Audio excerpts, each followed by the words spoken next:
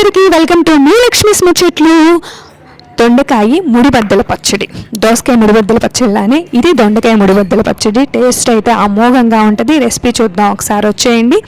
దీనికి గాను 4 పచ్చిమిరపకాయలు, ఒక చిన్ని టమాటా, ఒక చిన్ని ఆనియన్, ఒక చిన్ని వంకాయ మొత్తం కలిపి వేపుకోవాలి. ఇలా జీరా, వెల్లుల్లి, కరివేపాకు వేసుకొని ఈ మిశ్రమాన్ని మిక్సీ పట్టుకోవాలన్నమాట.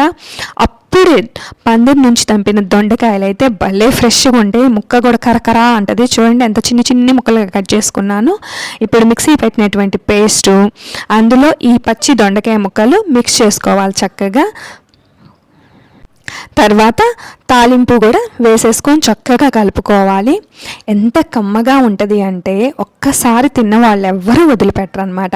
వేడి అన్నంలో ఒక స్పూన్ నెయ్యి వేసుకొని అలా తింటుంటే ముక్కలు పంటి కింద పడతాయి. ఎంత అమోఘంగా ఉంటుందో.